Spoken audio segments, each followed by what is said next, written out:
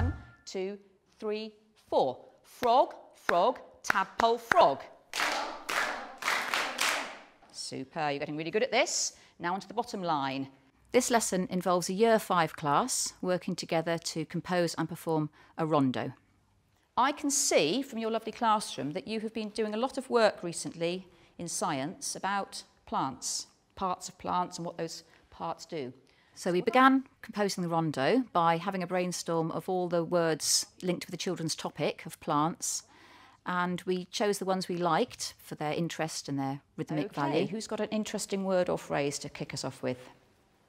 Amelia. Punchy purple pink petals. Oh, wow, what amazing alliteration. Sticky stigma slimy stamen. Lovely, let's make a note of that. Oddly shaped old ovary. And we combined those into short phrases and tried to link them with the rhythmic notation to help the children remember how to play the rhythm together. Now, what we have now come up with between us is 3/4 of what we need for part A of our rondo. A rondo is a bit like a musical sandwich with layers of bread surrounding different fillings. The bread is part A that the whole class play together, and the fillings are played by individual groups within the structure. What I'm going to do is I'm going to give group 1 responsibility for the steady beat. It's often a good idea to keep some of your more able musicians in your steady beat group, as this group can either make or break a composition. If they can keep the steady beat, the other groups can work well over it. Group 4, you are working with Joe's rhythm, oddly shaped old ovary. 1, 2, 3, 4.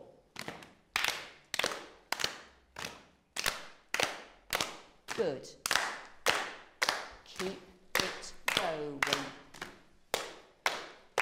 1, 2, 3, 4. Punchy purple pink petals, punchy purple. And then children were given percussion instruments. I quickly reminded them how to play them, and they set their rhythm to music.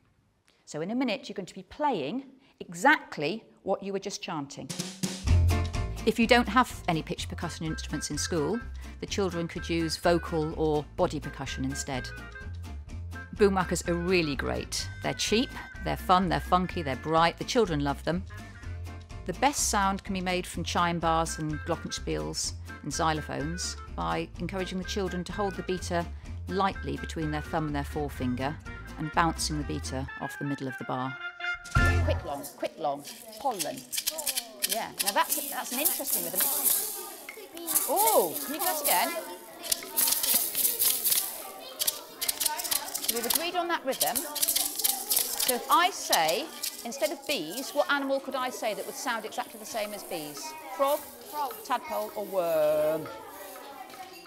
Frog. So are we allowed to use things like butterfly and grasshopper as well? If we need to. Stem. Do stem, standing straight.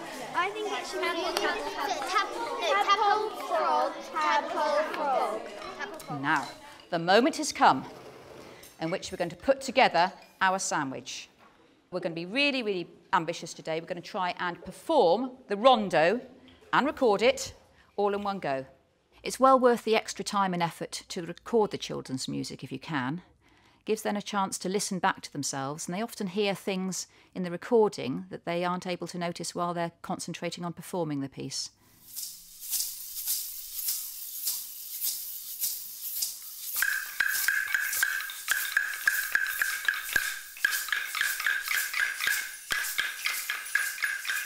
I find using the pentatonic scale works really well. If you take off the F and B bars of your glockenspiel and xylophone, the notes that you're left with sound really great in any combination.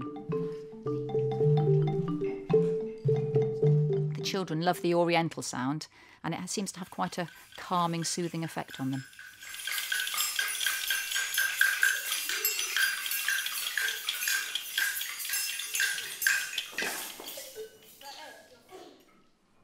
That's it. Well done. Give yourselves a huge round of applause.